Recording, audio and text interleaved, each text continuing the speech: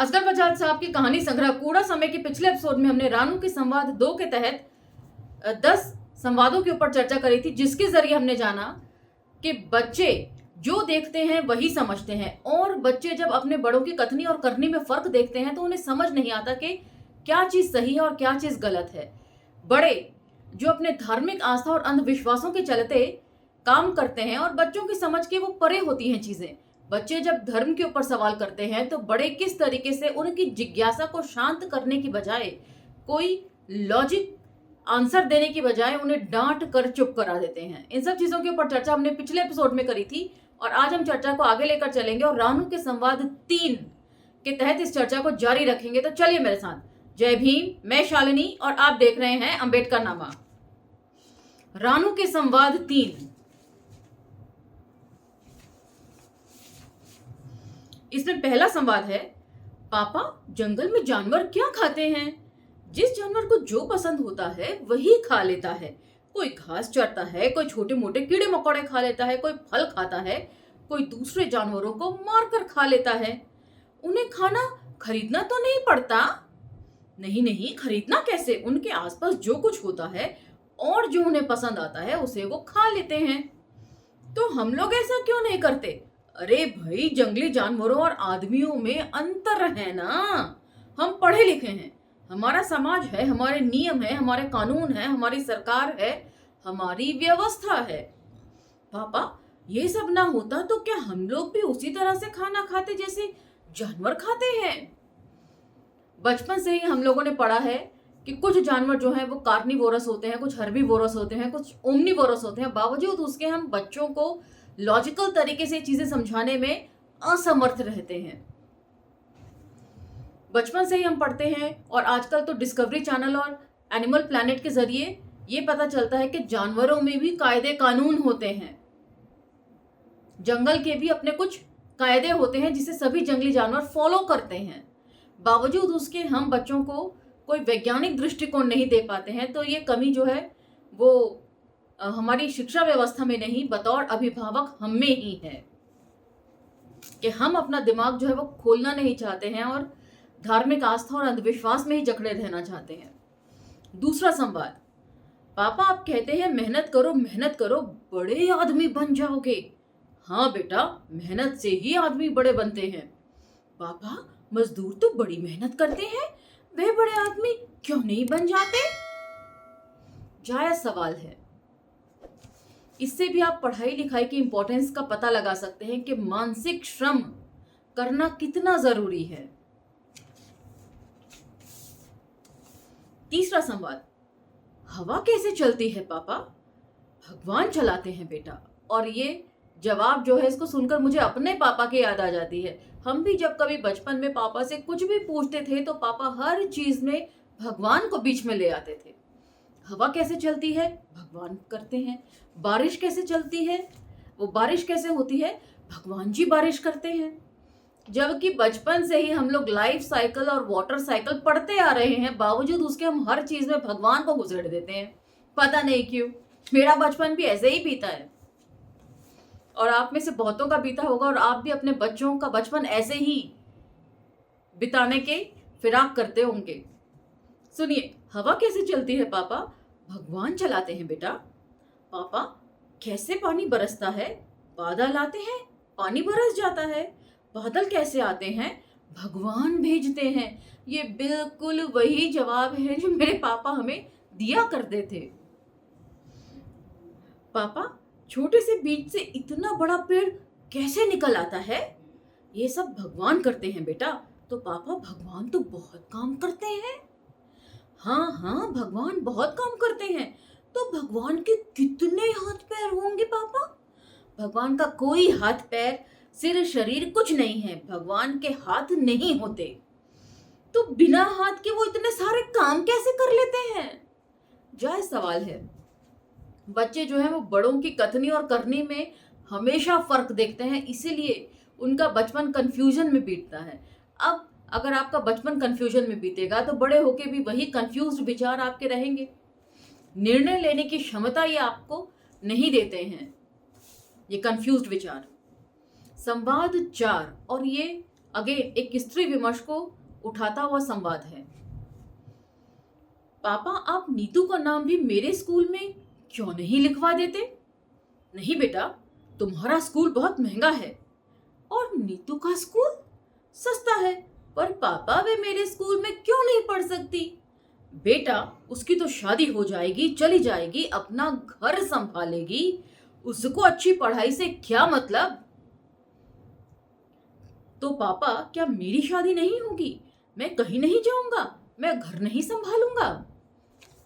छोटे बच्चे मतलब अपने सामने जब ये होते हुए देखते हैं कि एक पिता और माता होते हुए हम लोग अपने ही बच्चों में फर्क करते हैं, तो हम बच्चों से उम्मीद कैसे कर सकते हैं कि बड़े होकर वो सही सही निर्णय ले? वो भी तो वही गलत निर्णय लेंगे, क्योंकि वो अपने माता पिता को यही लेते हुए देख रहे हैं। लड़का और लड़की में आज भी घरों में फर्क होता है। बहुत कम अभिभावक होंगे जो फर्क ना करते हों। मेरे पापा ने कम से कम इस तरह का फर्क नहीं किया, इसीलिए हम भी घर में इस तरह का फर्क नहीं करते हैं। लेकिन हम समाज का हिस्सा जरूर है, लेकिन पूरा समाज नहीं है। और समाज जो है अमूमन वो इसी तरह का फर्क करता है बेटा और बेटी में। लड़कियों को तैयार नहीं करता, उनकी सोच में ये होता ही नहीं है कि लड़कियां पढ़ लिख कर जब अच्छा बन जाएंगी, खुद ही अपना कमाएंगी, खुद ही अपने लिए कोई सक्षम साथी ढूंढ लेंगी। ये हमारी सोच अभी तक उतनी डेवलप नहीं हो पाई है अभिभावक के तौर पर। आप किस तरह के अभिभावक हैं ये मुझे ज़रूर बताइएगा, या अपने आसपास आप इस तरह की कोई घटना देखते हैं तो उसे भी कमेंट सेक्शन में ज़रूर कोट कीजिएगा। चलिए, 5वां संवाद। पापा, जब आप बड़ी दुकानों से सामान खरीदते हैं तो जो दाम होता है वही देते हैं? हाँ बेटा, जो दाम होता है वह देना पड़ता है। आप जब सब्जी खरीदते हैं तो सब्जी वाले जो दाम बताते हैं वह तो आप नहीं देते? हाँ बेटा, वे ज्यादा दाम बताते हैं, इसलिए उनसे मोल तोल करना पड़ता है। और बड़ी दुकान वाले वे सही दाम बताते हैं, दाम छपा भी होता है। तो पापा, अगर सब्जी वाले भी दाम छाप ले तो उनसे कोई मोल तोल नहीं करेगा? बिग एप्पल, रिलायंस स्टोर और बिग बाजार, ये ऐसी बड़ी दुकानें हैं जहां पर फिक्स्ड प्राइस की चीजें मिलती हैं। और आप जब वहां से खरीदने जाते हैं, सड़ी गली सब्जी पे भी आपकी हिम्मत नहीं होती है कि दाम के ऊपर नेगोशिएट कर लें। तो ये तो रहता ही है। उसी तरीके से आप छोटे आदमी को 10 पैसा भी फालतू नहीं देना चाहते हैं, जबकि इतने बड़े बड़े एंटरप्रेन्योर्स, इतने बड़े बड़े बिजनेस टाइकून्स आपका पैसा चुरा कर, मैं तो कहूंगी, देश छोड़कर भाग चुके हैं और अभी भी आपके पैसों पर सेंधमारी जारी है। लेकिन आपकी आवाज वहां बिल्कुल नहीं निकलती। वोट देते वक्त भी ये सारे मुद्दों को आप खारिज कर देते हैं, जबकि ये मुद्दे सीधे आपकी जेब से जुड़ते हैं जाकर। 6वां संवाद। पापा, अगर मुझे भगवान मिल जाए तो मैं उनसे एक बात कहूंगा। क्या? भगवान ने हमें बनाया है ना? हाँ, बनाया है। तो भगवान ने दोनों आंखें एक ही तरफ क्यों लगा दी हैं? अगर भगवान एक आंख सामने लगाते और दूसरी पीछे लगा देते तो कितना अच्छा होता। लोग आगे पीछे दोनों तरफ देख सकते थे। एक कान आगे लगा देते और एक कान पीछे। 2 हाथ की जगह अगर 3 कर देते तो कितना अच्छा होता, एक हाथ पीछे की तरफ हो जाता। तो ये बच्चों की वाइल्ड इमेजिनेशन होती है। अक्सर बच्चे इस तरह के सवाल करते हैं। मैंने आसपास भी बच्चों को इस तरह के सवाल करते हुए सुना है कि 2 ही आंखें क्यों हैं, 4 क्यों नहीं है, आगे क्यों है, पीछे क्यों नहीं है, ये हाथ आगे क्यों है, हमारा घुटना पीछे की तरफ ही मुड़ता, आगे की तरफ क्यों नहीं मुड़ता। इस तरह के बहुत सारे वाइल्ड इमेजिनेशन है जो बच्चे करते हैं। और सच पूछे तो अक्सर हम लोगों के पास इस तरह की बातों के जवाब नहीं होते। एक स्टडी के मुताबिक यदि माना जाए तो बच्चे अमूमन एक दिन में 400 से ज्यादा सवाल करते हैं। जाहिर सी बात है, उन सब के जवाब आप नहीं दे पाते हैं, समय की कमी भी होती है और कई बार आपको जवाब सूझते भी नहीं हैं। लेकिन ये कोशिश रहनी चाहिए कि बच्चों के ज़्यादा से ज़्यादा सवालों के जवाब दिए जा सकें और लॉजिकल तरीके से दिए जा सके, जिससे बच्चों के सोचने समझने की जो क्षमता है वो बचपन से ही डेवलप होनी शुरू हो। बचपन से सोचने समझने की ताकत रहेगी उनमें, तब वो जाके सही डिसीजन ले पाएंगे, अपनी सरकार भी सही से चुन पाएंगे। बाबा साहब के संविधान के ऊपर हम बात करते हैं, लेकिन इन सब चीज़ों के ऊपर चर्चा नहीं करते जो बाबा साहब ने संविधान को बचाए रखने के लिए कही है। सोचिएगा इन सब बातों में और कमेंट सेक्शन में मुझे बताइएगा। 7वां संवाद, पापा लाल बत्ती पर अगर कोई गाड़ी चला देता है तो उसको फाइन हो जाता है? हाँ बेटा, लाल बत्ती पर गाड़ी चलाना अपराध है। और पापा बत्ती काम ना कर रही हो तो किसी का फाइन होता है? किसी का नहीं होता। क्यों पापा? बड़ा जायज सवाल है। अक्सर हमने देखा है कि लोग जो हैं वो ओवर स्पीडिंग से रेड लाइट जंप कर जाते हैं। मैं तो रोज ही बिटिया को ट्यूशन छोड़ने जाती हूँ तो वहां पर रोज देखती हूँ जो चौराहे पर बत्तियां हैं वो काम नहीं कर रही हैं। कैसे भी लोग उबड़ खाबड़ चला लेते हैं और रिक्शे वाले तो एक भी रूल फॉलो नहीं करते हैं। हर बार चौराहे पर उन्हें डांटना पड़ता है कि भैया धीरे चलो, अपनी लेन में रहो। 8वां संवाद, पापा एक बिल्डिंग के सामने इतनी भीड़ क्यों रहती है? इस बिल्डिंग के सामने इतनी भीड़ क्यों रहती है? बेटा ये न्यायालय है, कोर्ट है। ये क्या होता है पापा? यहाँ लोगों को न्याय मिलता है, इंसाफ, न्याय। यहाँ तो रोज इतनी भीड़ दिखाई देती है पापा। हाँ बेटा, यहाँ रोज इतनी ही भीड़ लगती है। तो पापा यहाँ लोगों को न्याय क्यों नहीं मिलता जो रोज चले आते हैं? कितना वाजिब सवाल है। ये हमारी न्यायिक व्यवस्था के जो ढीलेपन को भी रेखांकित करती है कहानी कि कितनी खराब न्यायिक व्यवस्था है हमारी, जहां लोगों को न्याय नहीं मिल रहा है। सालों साल केस चलते हैं। 9वां संवाद, रानू तुम तो मैथ्स में बहुत कमजोर हो गए हो। पापा क्लास में सर पढ़ाते हैं तो समझ में नहीं आता। तुम सर से पूछते क्यों नहीं हो? पूछता हूँ, सर बताते भी हैं, फिर भी समझ नहीं आता। फिर पूछते हो। फिर पूछता हूं तो सर को गुस्सा आ जाता है। सर कहते हैं कि तुम्हें अक्ल नहीं है रानू। और पापा मैं कहता नहीं पर सोचता हूं सर को भी अक्ल नहीं है, इसलिए वो मुझे समझा नहीं पाते हैं। अक्सर हम बड़ों के साथ यही होता है। हम बच्चों की जिज्ञासाओं को शांत नहीं कर पाते हैं, उन्हें समझा नहीं पाते हैं। 10वां और आखिरी संवाद, क्या हमारा देश बहुत महान है पापा? यह क्यों पूछ रहे हो बेटा? आज क्लास में टीचर कह रहे थे कि हमारा देश बड़ा महान है। महान क्या होता है पापा? महान का मतलब बहुत बड़ा।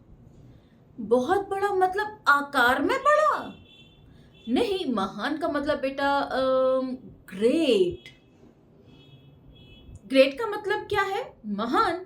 तो पापा हमारा देश बड़ा महान कैसे हुआ? हमारा भारत बहुत प्राचीन देश है। बहुत प्राचीन देश और कोई नहीं है पापा। बहुत सारे देश हैं जो प्राचीन हैं। तो हमारा देश भारत कैसे महान हुआ? बेटा हमारा ज्ञान बहुत महान है। तो पापा दूसरे देशों का ज्ञान महान नहीं है? नहीं नहीं, वह भी महान है। तो फिर हमारा देश कैसे महान हो गया बताइए। हमारे देश का इतिहास बहुत पुराना है। उतना पुराना इतिहास किसी और देश का नहीं है। है, बहुत से देशों का है। तो फिर हमारा देश बड़ा महान कैसे हो गया पापा? बेटा हमारा धर्म बहुत प्राचीन है। तो पापा धर्म महान हुआ, देश नहीं। रानू तुम बहस मत करो। हमारा देश महान है। कहो हमारा देश महान है। नहीं कहा तो तुम्हारे कान मरोड़ता हूं। हाँ हाँ पापा, हमारा देश महान है। अंत में यही उपाय एक हमारे पास बचता है। हम बच्चे को जिज्ञासु, बच्चे को लॉजिकल एंड तक लेकर जाना नहीं चाहते। हमारे आसपास पिछले 10 सालों में देश की महानता, इसकी संस्कृति और सभ्यता की महानता बड़ी बढ़ा चढ़ाकर पेश की गई है, जैसे किसी और देश के पास ये संस्कृति और सभ्यताएं हैं ही नहीं। इन सब चीजों के ऊपर पुनर्विचार किए जाने की जरूरत है। उम्मीद है इन कहानियों को सुनने के बाद आप विचार मंथन जरूर कर रहे होंगे।